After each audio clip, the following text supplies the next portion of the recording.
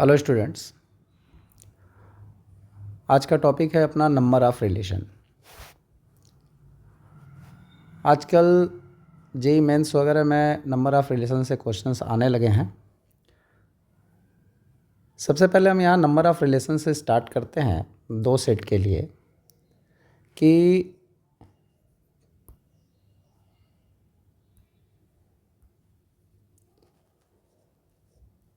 अगर अपने पास दो सेट हैं, सेट ए और सेट बी। सेट ए में अपने पास n एलिमेंट्स हैं और सेट बी में अपने पास m एलिमेंट्स हैं। तो सबसे पहली बात यहाँ से टोटल नंबर की बात कर रहे हैं हम। हर तरीके का नंबर जो रिलेशन टॉपिक में यूज होता है सब पे डिस्कस करेंगे। सबसे पहले अगर हम कार्टेशियन प्रोडक्ट की बात करें ए क्रॉस बी में, तो ए क्रॉस बी जब भी हम निकालेंगे तो उसमें कितने एलिमेंट्स होंगे, तो उसके एलिमेंट्स की संख्या दोनों सेट के एलिमेंट्स की संख्या के प्रोडक्ट के इक्वल होता है। यानी कि n और m का मल्टीप्लाई हो जाएगा, यानी टोटल a क्रॉस b के अंदर हमको mn एलिमेंट्स मिलेंगे। यानी सेट a में अगर n एलिमेंट हैं, सेट b में अगर m एलिमेंट हैं, तो a क्रॉस b में हमको mn एलिमेंट्स मिलेंगे। अब नंबर ऑफ़ रिलेशन की अगर बात करें तो नंबर ऑफ़ रिलेशन एक्चुअल में होता क्या है, नंबर ऑफ सबसेट्स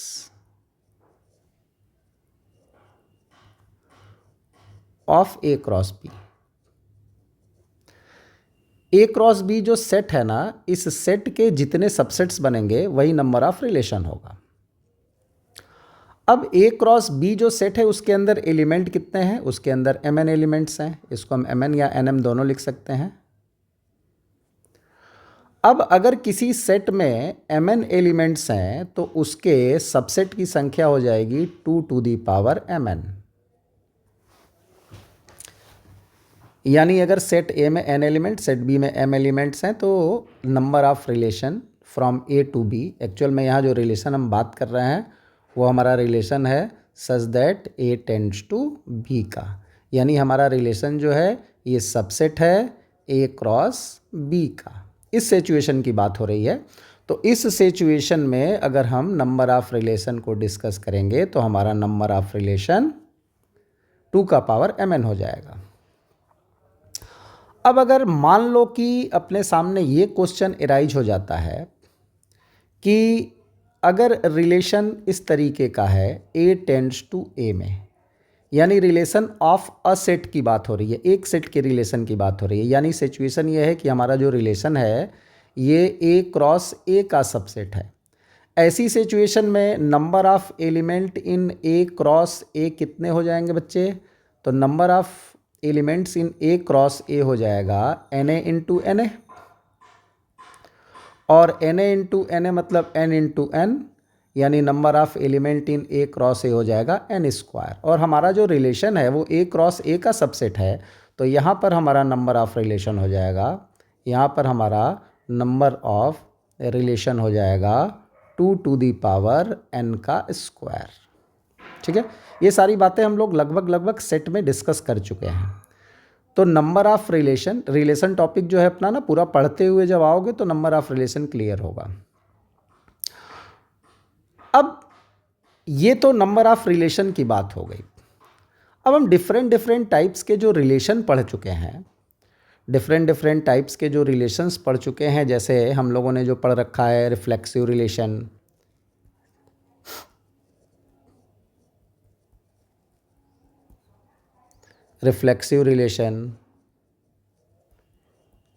या हम लोगों ने सिमेट्रिक, ट्रांजिटिव, एंटी सिमेट्रिक, जो भी रिलेशन पढ़ रखा है उसके नंबर्स की बात करेंगे। ठीक है, ये तो प्लेन नंबर ऑफ रिलेशन हो गया, यानी टोटल नंबर ऑफ रिलेशन 2 का पावर mn होगा अगर दो सेट की बात करेंगे। और अगर हम केवल एक सेट से रिलेशन बना रहे हैं तो उस कंडीशन में हमारा नंबर ऑफ रिलेशन 2 का पावर n स्क्वायर हो जाएगा, क्योंकि नंबर ऑफ रिलेशन एक्चुअल में नंबर ऑफ सबसेट के इक्वल होता है। अब रिफ्लेक्सिव रिलेशन के नंबर की अगर हम बात करें तो रिफ्लेक्सिव रिलेशन होता क्या है पहले वो समझते हैं। रिफ्लेक्सिव रिलेशन अलग, हालांकि हमने उसका वीडियो बना के इसमें डाला हुआ है, अलग से भी देख सकते हो। यहाँ पर हम नॉर्मली केवल इस टॉपिक को समझाने के लिए थोड़ा सा डिस्कस कर देते हैं कि रिफ्लेक्सिव रिलेशन है क्या। रिफ्लेक्सिव रिलेशन यह है कि इफ़ ए रिलेटेड टू ए, अगर कोई एलिमेंट खुद से रिलेटेड है तो रिलेशन कैसा हो जाएगा, रिफ्लेक्सिव रिलेशन हो जाएगा। अब रिफ्लेक्सिव रिलेशन को समझने से पहले हम एक छोटा सा एग्जांपल लेते हैं कि सपोज करो अपने पास एक सेट है ए जिसके पास 1 2 3 3 एलिमेंट्स हैं। अब अगर हम ए क्रॉस ए अगर फाइंड करते हैं तो ए क्रॉस ए को जनरेट करने का एक तरीका अपने पास ये भी है, कार्टेशियन प्रोडक्ट हम बना सकते हैं।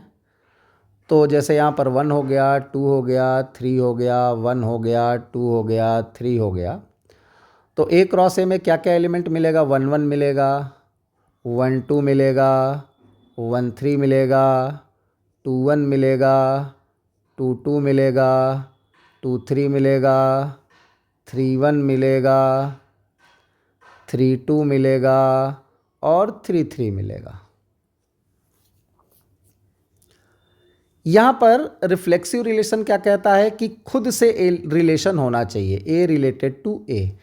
यानी यहाँ पर जो आप ये कार्टेशियन प्रोडक्ट देख रहे हो, इस कार्टेशियन प्रोडक्ट में ये जो तीनों एलिमेंट्स हैं डायगोनल वाले, ये तीनों एलिमेंट्स हमारे रिलेशन के अंदर इन्वॉल्व होने चाहिए। आप पीछे जा कर के रिफ्लेक्सिव रिलेशन की डिफिनीशन पढ़ के समझ लो पहले कि वो क्या होता है। यानी कि हमारे रिलेशन में 1 1 2 2 और 3 3 ये तो होना ही चाहिए। इसके अलावा कोई एलिमेंट हो तो भी ठीक है और ना हो तो भी ठीक है।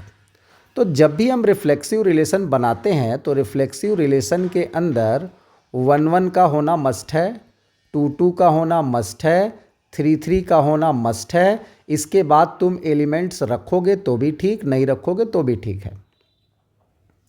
यानी कि अगर हम रिफ्लेक्सिव रिलेशन की यहाँ पर बात करें तो अपने पास देखो क्या क्या चांस बन के सामने आता है कि भैया अगर रिफ्लेक्सिव रिलेशन हमको बनाना है तो ये वाला एलिमेंट तो मेरा रिलेशन में जाएगा, ये 2 2 भी जाएगा और ये 3 3 भी जाएगा। मतलब ये तीन एलिमेंट्स तो must be present in the relation. यानी 1 1 2 2 और 3 3 के पास कोई ऑप्शन नहीं है, 1 1 को जाना ही है, 2 2 को जाना ही है, 3 3 को जाना ही है। यानी कि अगर हम नंबर ऑफ़ रिलेशन की बात करें, नंबर ऑफ़ रिफ्लेक्सिव रिलेशन की बात करें तो रिफ्लेक्सिव रिलेशन के नंबर की कंडीशन में 1 1 के पास केवल एक चॉइस है कि उसको सेट में जाना है, 2 2 को भी एक चॉइस है उसको सेट में जाना है, 3 3 के पास भी एक ही चॉइस है कि जाना है। बट अब जैसे ये एलिमेंट अगर हम उठा लें, अगर हम ये वाला एलिमेंट की बात करें 1 2 की, 1 2 के पास दो चॉइस है, वो या तो इस रिलेशन में जाएगा या तो नहीं जाएगा, ये या तो जाएगा या तो नहीं जाएगा, ये या तो जाएगा या तो नहीं जाएगा। तो बाकी जो एलिमेंट्स बच रहे हैं ना, इनके पास दो दो चॉइसेस हैं। ठीक है, क्या क्या, या तो वो एंटर करेगा सेट में या नहीं करेगा, दो ऑप्शन, दो ऑप्शन, दो ऑप्शन, दो ऑप्शन, दो ऑप्शन, दो ऑप्शन। अपने पास जो 6 एलिमेंट बचे हैं ना, ये वाला, ये वाला, ये वाला, ये वाला, ये वाला, ये वाला, नॉन डायगोनल एलिमेंट्स बोल सकते हो। तो जो नॉन डायगोनल्स एलिमेंट्स हैं इनके पास दो दो चॉइस है, 1 2 3 4 5 6। ये हर एलिमेंट का चॉइस का रास्ता है कि भाई उसके पास कितने ऑप्शंस हैं रिलेशन के अंदर जाएं या न जाएं। तो ये डिफरेंट डिफरेंट वेज हो गए, परमुटेशन कॉम्बिनेशन थोड़ा सा यूज़ हो रहा है यहाँ पर। तो ये टोटल हो जाएगा 2 टू दी पावर 6 और यही तुम्हारा क्या रिप्रेजेंट करेगा, नंबर ऑफ रिफ्लेक्सिव रिलेशन को इंडिकेट करेगा। थोड़ा हम लोग इसको डिटेल में समझते हैं एग्जाम्पल को थोड़ा अलग तरीके से मॉडिफाई करके। ठीक है, अब जैसे हम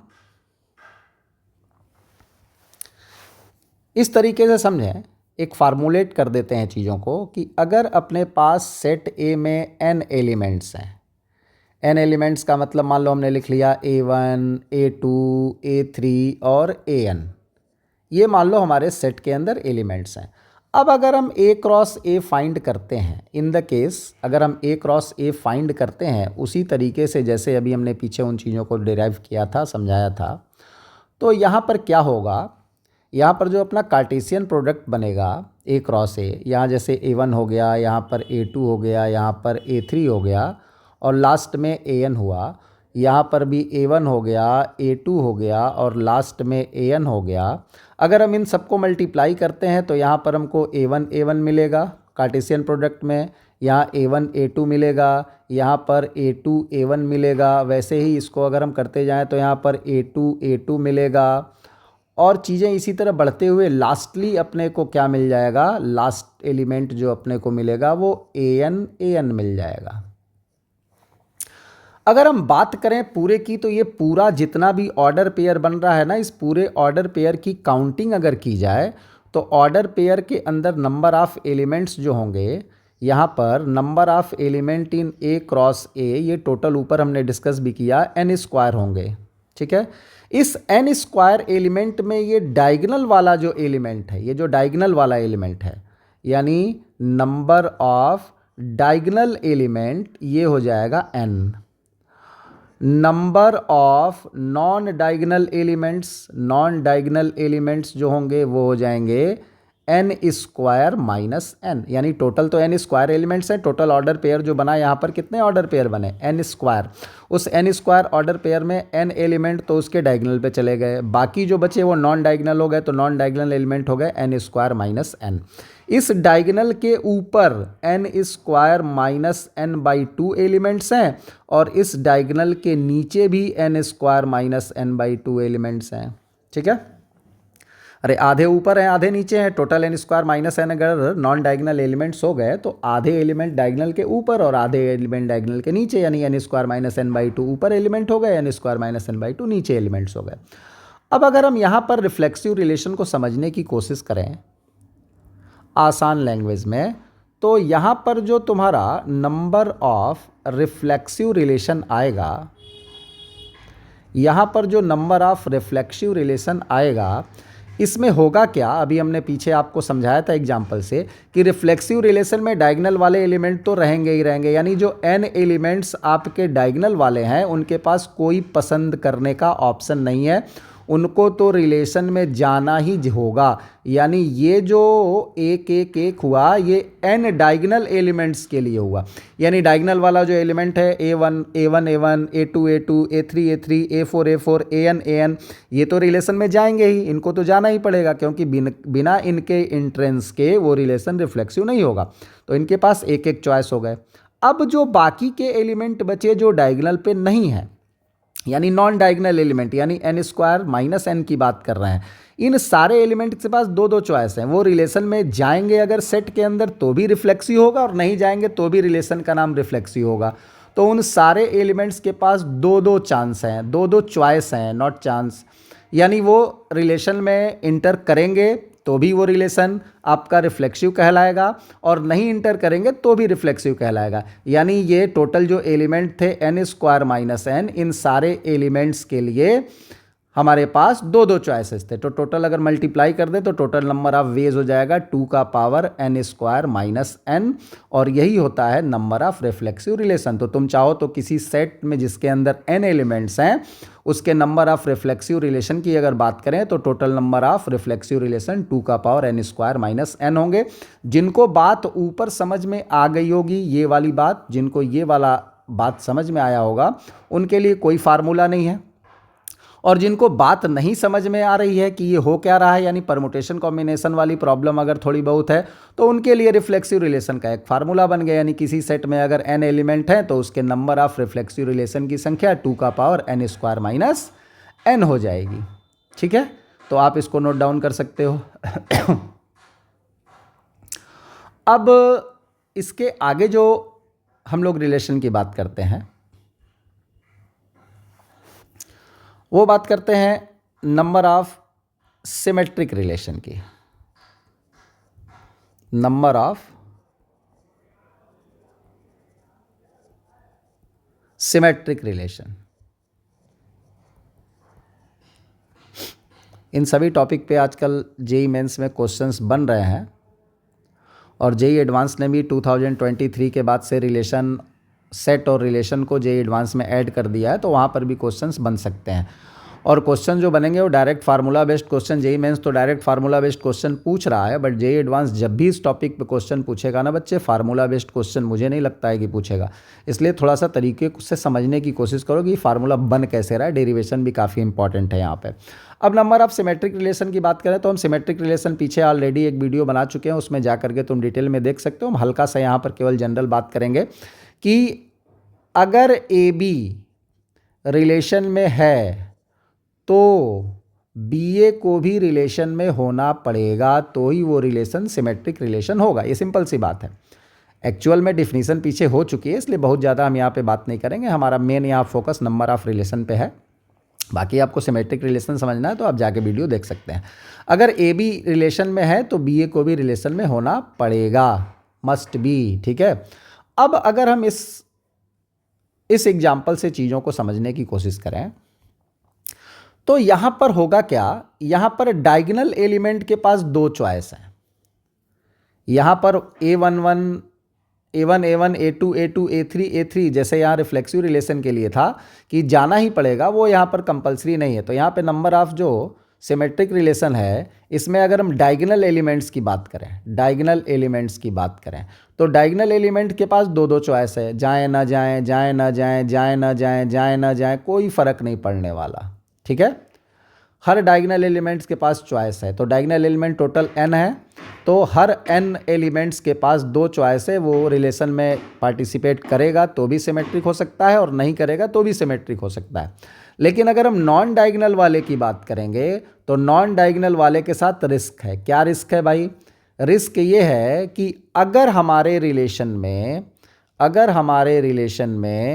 ये वाला एलिमेंट जाता है, यानी A1 A2 अगर हमारे रिलेशन में जाता है तो A2 A1 को भी उस रिलेशन में जाना पड़ेगा। जब ये दोनों एलिमेंट एक साथ हमारे रिलेशन में प्रेजेंट होंगे तो ही हमारा रिलेशन सिमेट्रिक रिलेशन होगा। ऐसी सिचुएशन में हम टाई मेथड यूज करते हैं, परमुटेशन कॉम्बिनेशन वाला। हमने क्या किया, इन दोनों को एक साथ बांध दिया। दोनों को एक साथ बांध दिया तो हुआ क्या कि जब ये जाएगा तो ये भी जाएगा और ये नहीं जाएगा तो ये भी नहीं जा पाएगा, क्योंकि दोनों एक साथ बंधे हुए हैं। तो अब डायगोनल एलिमेंट के साथ तो दो जो चॉइस है, जाओ तो भी भला, ना जाओ तो भी भला। लेकिन अब A1 A2 के साथ क्या प्रॉब्लम है, A1 A2 अगर जाएगा तो A2 A1 को भी जाना पड़ेगा, और A1 A2 नहीं जाएगा तो A2 A1 भी नहीं प्रेजेंट होना चाहिए। क्यों? क्योंकि रूल है कि अगर ये एलिमेंट ए बी रिलेशन में है तो बी ए को भी रिलेशन में होना पड़ेगा, और ए बी अगर नहीं है तो बी ए भी नहीं होगा।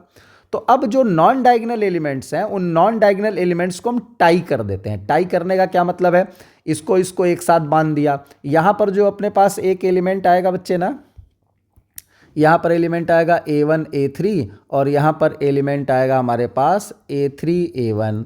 अब A1 A3 और A3 A1 भी ना हमारा एक साथ बाउंड रहेगा, टाई रहेगा, बंधा हुआ रहेगा। यानी ये अगर जाएगा तो ये भी जाएगा। अब हमने किया क्या एक्चुअल में कि दो दो एलिमेंट को बांध दिया। जो नॉन डायगोनल वाले element total n square minus n थे ना, उसमें नीचे और ऊपर वाले जो रिवर्स ऑर्डर वाले एलिमेंट्स हैं 1 2 2 1 वाले, उनको हमने बांध दिया। जब बांध दिया तो अपने पास अब बंधने के बाद नंबर ऑफ एलिमेंट की संख्या हो गई n स्क्वायर माइनस n/2।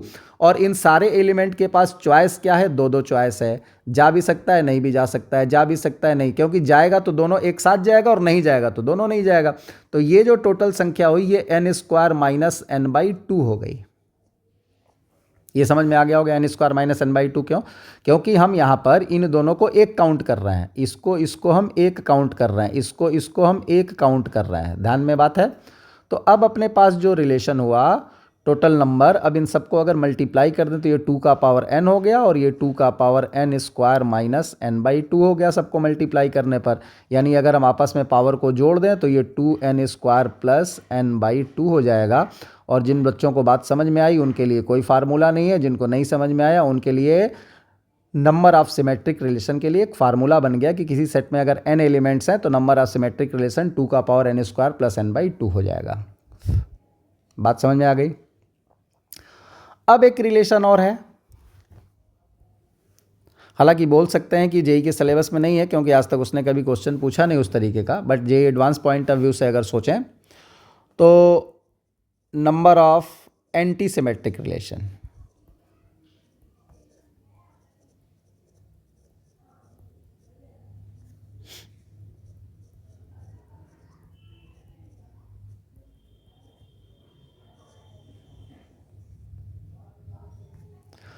अगर हम एंटी सिमेट्रिक रिलेशन की बात करें तो पहले तो ये क्लियर कर देते हैं एंटी सिमेट्रिक रिलेशन है क्या। एंटी सिमेट्रिक का ये मतलब नहीं है कि सिमेट्रिक ना हो। एंटी सिमेट्रिक थोड़ा सा हम यहाँ डिटेल में समझा भी देते हैं। एंटी सिमेट्रिक रिलेशन क्या कहता है कि if a b belongs to R then b a not belongs to R. ये हम आसान भाषा में समझाने की कोशिश कर रहे हैं, किताबी लैंग्वेज नहीं लिख रहे हैं। यानी अगर रिलेशन में ए बी हो तो बी ए ना हो, या आप इस तरह से समझ सकते हो एक और बात यहाँ पर, if a b belongs to R and b a belongs to R then a equal to b. यानी कि अगर ए बी और बी ए दोनों रिलेशन में हैं तो ये तभी हो सकता है जब ए और बी बराबर हो, अन्यथा ए बी और बी ए अगर दोनों रिलेशन में होगा तो उस रिलेशन को हम लोग एंटी सिमेट्रिक नहीं बोलेंगे। यानी एंटी सिमेट्रिक रिलेशन के लिए क्या जरूरी है, एंटी सिमेट्रिक रिलेशन के लिए ज़रूरी है कि अगर ए बी रिलेशन में है तो बी ए रिलेशन में नहीं होना चाहिए। अब कोई बोले नहीं सर ए बी रिलेशन में है और बी ए भी रिलेशन में है, तब भी क्या एंटी सिमेट्रिक हो सकता है? हाँ हो सकता है, लेकिन उस शर्त पे हो सकता है जब ये दोनों सेम हो। ये दोनों सेम का मतलब क्या हुआ कि जैसे मान लो एक रिलेशन अगर आर हम बना दें और उसके अंदर हमने 1 1 लिख दिया, उसके अंदर हमने 2 2 लिख दिया, उसके अंदर हमने 3 3 लिख दिया और पूछा कि ये कैसा रिलेशन है, क्या ये एंटी सिमेट्रिक है? तो हाँ ये एंटी सिमेट्रिक है।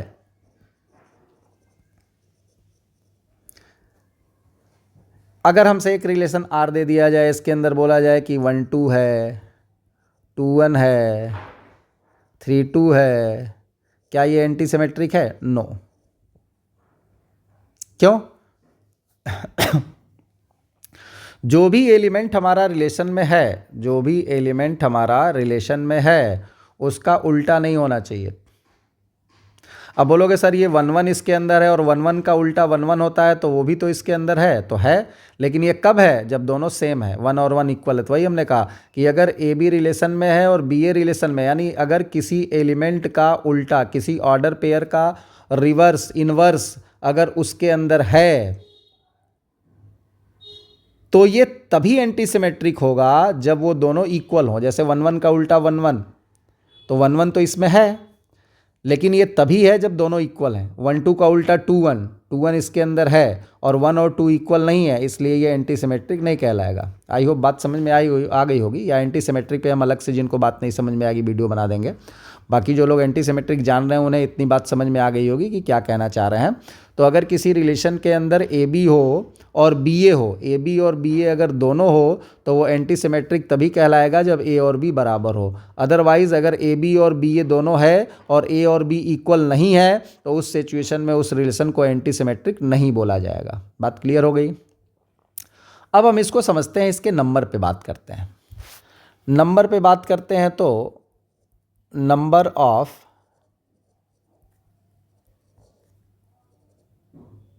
एंटी सिमेट्रिक रिलेशन की अगर बात करें तो यहां पर जो बच्चे डायगोनल वाली बात होगी जो अभी हम लोगों ने पीछे डायगोनल देखा था कि अपने पास जो डायगोनल वाले एलिमेंट्स हैं, डायगोनल वाले एलिमेंट्स हम अलग से समझते हैं इसको। डायगोनल वाले एलिमेंट, डायगोनल वाले एलिमेंट के पास दो चॉइस है, वो रिलेशन में पार्टिसिपेट करे या ना करे उससे फ़र्क नहीं पड़ने वाला, वो रहेगा। जैसे 1 1 2 2 3 3 ये है तो भी एंटी सिमेट्रिक है और ये नहीं रहेगा तो भी एंटी सिमेट्रिक कहा जा सकता है। तो इन डायगोनल वाले एलिमेंट्स के पास तो दो चॉइस हो गए, यानी हर डायगोनल वाले एलिमेंट जो n एलिमेंट्स हैं दो चॉइस हो गए। अब जो नॉन डायगोनल वाले एलिमेंट हैं उनके साथ प्रॉब्लम क्या है, देखो ये थोड़ा सा समझना पड़ेगा। अगर हमारे रिलेशन में 1 2 है, अगर हमारे रिलेशन में 1 2 है ये वाला एलिमेंट, तो ये एलिमेंट नहीं होना चाहिए, ये है तो ये नहीं होना चाहिए, या दोनों ना हो। अगर ये दोनों एलिमेंट हमारे रिलेशन में चला गया तो हमारा रिलेशन गड़बड़ हो जाएगा, एंटी सिमेट्रिक नहीं कहलाएगा। यानी एंटी सिमेट्रिक के लिए क्या ऑप्शन है? एंटी सिमेट्रिक के लिए ऑप्शन ये है ए बी रहे तो बी ए न रहे, बी ए रहे तो ए बी न रहे, या ए बी भी न रहे और बी ए भी न रहे। बात समझ रहे हो?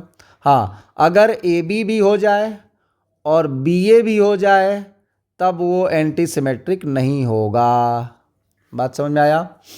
यानी ए बी जा सकता है उस शर्त पे कि बी ए ना जाए, बी ए जा सकता है उस शर्त पे कि ए बी ना जाए, या दोनों ना जाए। दोनों होगा ही नहीं तो फिर चेक क्यों करेंगे? अब जैसे इसके अंदर अगर ये दोनों एलिमेंट होते ही नहीं, खाली ये 3 2 होता, 3 2 होता तब तो ये एंटी सिमेट्रिक कहलाता है, क्योंकि 3 2 है और 2 3 नहीं है, यानी जो एलिमेंट है उसका इन्वर्स इसके अंदर मौजूद नहीं है। तो ये हो, अगर या केवल ये नहीं होता, 1 2 होता, 3 2 होता तो भी हम एंटी सिमेट्रिक बोलते, क्योंकि इसका भी इन्वर्स इसके अंदर नहीं है और इसका भी इन्वर्स इसके अंदर नहीं है। बात समझ में आ रही है? तो वही हम कहना चाह रहे हैं कि अगर मान लो कि कोई एलिमेंट ए बी हमारे रिलेशन में है और बी ए नहीं है तो हम उसको एंटी सिमेट्रिक बोल सकते हैं।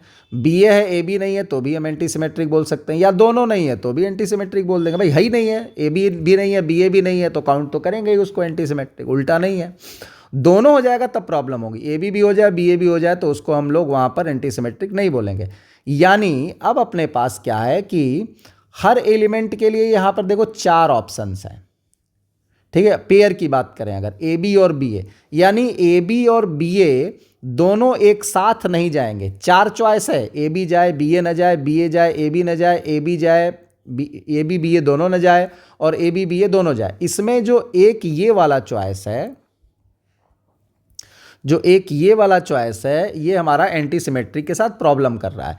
यानी कि अगर हम ध्यान से देखें तो अपने पास हर पेयर के लिए, हर पेयर का मतलब A1 A2 और A2 A1 के पास 4 ऑप्शंस हैं। क्या क्या 4 ऑप्शंस हैं भैया? दोनों की अगर पेयरिंग करें तो एक ऑप्शन तो ये है कि भैया हम दोनों लोग चले जाएं, एक ऑप्शन है कि एक जाए दूसरा ना जाए, दूसरा जाए पहला ना जाए, या दोनों ना जाए। तो ये जो 4 ऑप्शंस यहाँ पर प्रोड्यूस हो रहे हैं, इन 4 ऑप्शन में एक ऑप्शन ऐसा है जो एंटी सिमेट्रिक को डैमेज कर रहा है, तो उस वाले पार्ट को हम हटा देते हैं। तो नॉन डायगोनल के लिए क्या केस बनेगा? नॉन डायगोनल के लिए क्या केस बनेगा? नॉन डायगोनल के लिए केस बनेगा 3 3 3, यानी 3 केसेस हैं एंटी सिमेट्रिक होने के। क्या? ये वाला एक केस, ये भी एंटी सिमेट्रिक हो रहा है, भाई ए बी गया काम खत्म, ये भी है बी ए गया काम खत्म, दोनों नहीं गए काम खत्म, ठीक है। तो ये जो टोटल यहाँ पर आया ये n² माइनस n/2 होगा।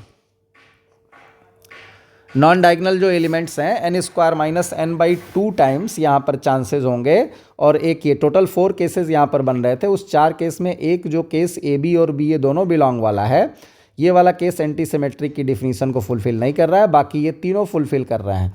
तो यहाँ पर जो पेयर्स बनेंगे ए बी और बी ए के, इस ए बी और बी ए के पेयर्स के पास 3 ऑप्शंस हैं, या तो दोनों न जाए, या तो पहला जाए दूसरा न जाए, या दूसरा जाए पहला न जाए।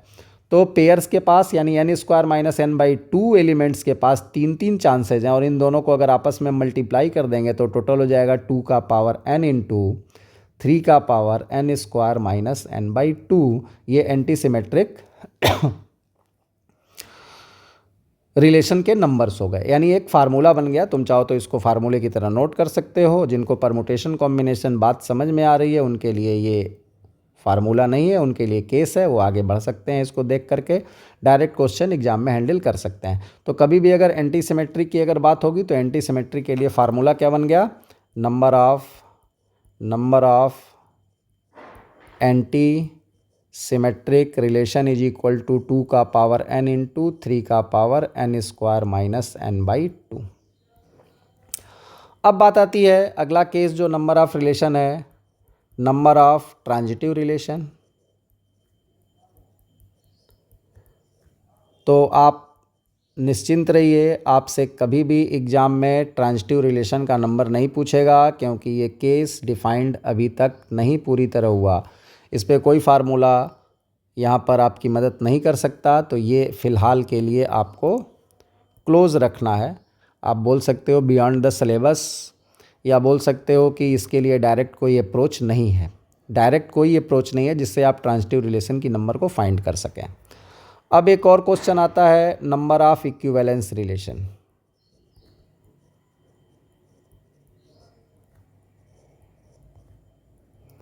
इक्विवेलेंस रिलेशन का भी डायरेक्ट कोई फार्मूला नहीं है, यहाँ पर बुद्धि नहीं लगानी है, यहाँ पर आपको कुछ चीज़ें दिमाग में रखनी है।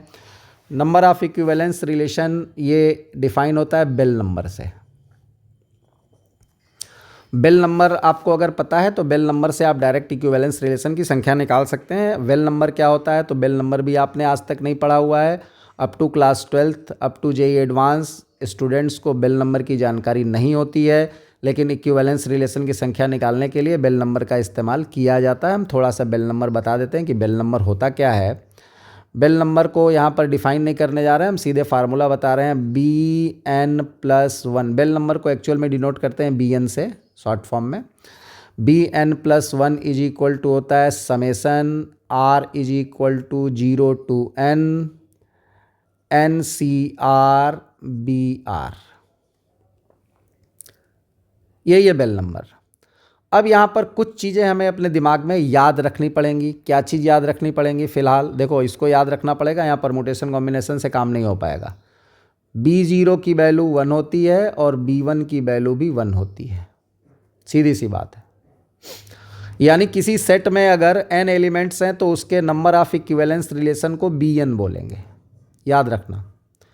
किसी सेट में अगर n एलिमेंट्स हैं और तुमसे पूछे कि इक्विवेलेंस रिलेशन कितना होगा तो B3। किसी सेट में अगर 2 एलिमेंट हैं, इक्विवेलेंस रिलेशन की संख्या B2। किसी सेट में 5 एलिमेंट हैं, उसके इक्विवेलेंस रिलेशन की संख्या तो B5। ठीक है, ये दोनों आप इंटरमीडिएट, इसको इनिशियली याद रखिए कि B0 की वैल्यू 1 और B1 की वैल्यू भी 1 ही होती है, ये दोनों 1 1 होते हैं। अब अगर मान लो तुमसे कोई पूछे कि B2 क्या होगा, B2 मतलब ये हुआ कि अगर किसी सेट A के पास 2 एलिमेंट 1 और 2 हैं तो A क्रॉस A का जो रिलेशन बनाओगे उस रिलेशन में इक्विवेलेंस की संख्या कितनी होगी। बात समझ में आ गई? तो यहाँ पर इक्विवेलेंस की संख्या की अगर बात करें तो यहाँ B2 हो जाएगा। B2 कैसे निकलेगा? तो B2 इज इक्वल टू हो जाएगा तुम्हारा, देखो इस फार्मूले में रख दो, तो यहाँ B2 कैसे निकलेगा? जब n की जगह 1 रखोगे तो n की जगह 1 रखोगे तो फार्मूला कैसे तुम्हारा काम करेगा? यहाँ पर B1+1 को ही हम क्या बोल देंगे? B2। और ये क्या हो जाएगा तुम्हारा सिग्मा R बराबर 0 से n के जगह 1 रखे हो तो ये 1 CR और BR। अब R की वैल्यू तुम चाहो तो यहाँ पर एक्सप्लेन कर सकते हो। अब समेसन खोलोगे तो समेसन क्या हो जाएगा? 1C0 B0 plus 1C1 B1। अब भैया तुमको B0 तो पता है 1 होता है, ऊपर यहाँ याद किए हुए हो, तो NC1 की वैल्यू 1 हो गई और इसकी वैल्यू भी 1 हो गई, ये भी 1 और ये भी 1, तो 2 आ गया। यानी किसी सेट में अगर 2 एलिमेंट हैं तो इक्विवेलेंस रिलेशन उसके A क्रॉस A से कितने बनेंगे? 2 बनेंगे। अब अगर मान लो तुमसे बोला जाए सेट A के पास 3 एलिमेंट हैं 1 2 3, यहाँ पर कितने इक्विवेलेंस रिलेशन बनेंगे? तो बनेंगे इक्विवेलेंस रिलेशन B3 कैसे निकलेगा? तो B2+1 से निकलेगा, ऊपर जो फार्मूला पढ़े हो n+1 वाला। अच्छा, ये फार्मूला कैसे काम करेगा? यही तुम्हारा B3 हो जाएगा, और ये क्या हो जाएगा? समेसन R बराबर 0 से लेकर के 2 तक, n की वैल्यू 2 है, और ये हो जाएगा 2CR और BR। अब इसको हम एक्सटेंड कर दें समेसन को तो क्या हो जाएगा? 2C0 B0 plus 2C1 B1 plus 2C2 B2। ठीक है, अब ये सारी चीज़ें आपको पता है। 2C0 की वैल्यू 1 होगी और B0 की वैल्यू भी 1 है, प्लस 2C1 की वैल्यू 2 हो जाएगी और B1 की वैल्यू भी 1 है, प्लस 2C1 की वैल्यू 2C2 की वैल्यू 1 हो जाएगी और B2 की वैल्यू देखो ऊपर हमने यहाँ पे निकाली है 2, तो यहाँ पर 2 हो जाएगी, और ये हो गया 2 2 4 1 5, तो 5। यानी अगर किसी सेट में 3 एलिमेंट हैं तो उसके बेल नंबर की संख्या 5 होगी, और यही बेल नंबर की संख्या, बेल नंबर ही क्या कहलाएगा? तुम्हारा नंबर ऑफ इक्विवेलेंस रिलेशन। तो नंबर ऑफ इक्विवेलेंस रिलेशन के लिए फ़िलहाल आप ये फार्मूला अपने दिमाग में रख सकते हैं, बेल नंबर वाला। लेकिन ये फार्मूला तभी काम करेगा जब आपको ये वैल्यू याद रहेगी इनिशियली, क्योंकि आप देख रहे हो अगर मान लो हमको B3 निकालना था तो B3 निकालने के पहले हमको B2 निकालना पड़ा है, क्योंकि यहाँ पर फार्मूले में B2 रखना पड़ा है। तो ये चीज़ ध्यान रखिएगा कि आप डायरेक्टली इस फार्मूले का यूज़ नहीं कर सकते कि सीधे तुम B7 निकाल लोगे। B7 निकालने के लिए तुमको B0 B1 B2 B3 B4 B5 B6 सबकी वैल्यू चाहिए होगी, यानी कि ऑर्डर में ही ये निकलेगा, बहुत बड़ा क्वेश्चन इसमें नहीं आएगा। ऐसा नहीं कि सीधे तुमसे बोल देगा कि सेट में 10 एलिमेंट हैं, यानी सीधे तुमसे बोल दे कि एक सेट है ए और उसके पास एलिमेंट की संख्या है 1 2 3 4 5 6 7 8 9 और 10 और तुमसे बोले कि ए क्रॉस ए एक कार्टेशियन प्रोडक्ट करके ये बताओ कि इक्विवेलेंस रिलेशन कितने होंगे। अब ऐसी कंडीशन में इक्विवेलेंस रिलेशन को फाइंड करने के लिए तुमको क्या क्या चाहिए, तुमको B0 पता होना चाहिए, B1 पता होना चाहिए, B2 पता होना चाहिए, B3 पता होना चाहिए और B9 पता होना चाहिए। इतना चीज़ तुमको पहले निकालना पड़ेगा। अब इसमें दो चीज़ तो हमने तुमको बोला कि याद कर जाओ, B0 B1, फिर भी तुमको B2 B3 B4 B5 B6 B7 B8 B9 सारा चीज़ फाइंड करोगे, तब जा कर के ना तुम्हारा फार्मूला बनेगा B10। B10 का मतलब हुआ B9+1 और B9+1 का मतलब तुम्हारा सिग्मा R=0 से लेकर 9 और 9CR और BR। इसको जब खोलोगे तो ये तुम्हारा हो जाएगा 9C0 B0, ये तो तुम निकाल लोगे। 9C1 B1 ये भी तुम निकाल लोगे। 9C2 B2, अब यहाँ से तुमको प्रॉब्लम होने लगेगी। 9C3 B3, अब तुमको यहाँ B2 और B3 के जगह भी तो वैल्यू पता होनी चाहिए रखने के लिए ना। तो तुमको अब करना क्या पड़ेगा, इस क्वेश्चन को करने के लिए सबकी वैल्यू सारा डाटा निकालना पड़ेगा। अब ये सारा डाटा जब तुमको निकालना पड़ेगा तो ऐसी सिचुएशन में क्वेश्चन ये बहुत लेंदी हो जाएगा। तो जेई इतना बड़ा क्वेश्चन कभी नहीं पूछेगा। हालांकि आईआईटी जेई मेंस में पूछा भी जो क्वेश्चन है ना, मैक्सिमम 3 के लिए अभी तक पूछा हुआ है और 3 वाला तो तुम 2 याद ही रख रहे हो ऊपर, 0 और 1 और 2 निकाल करके 3 तो तुरंत फाइंड कर सकते हो, 5 आ जाएगा।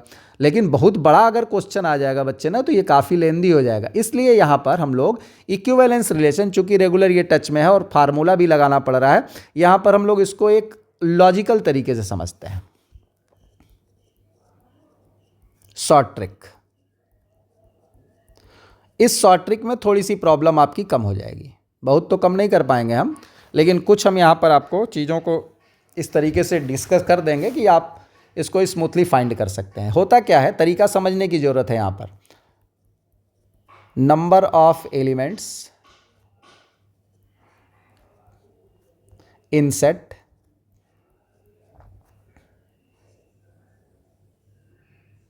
बस 1 मिनट में समझ में आ जाएगा, और नंबर ऑफ इक्विवेलेंस रिलेशन।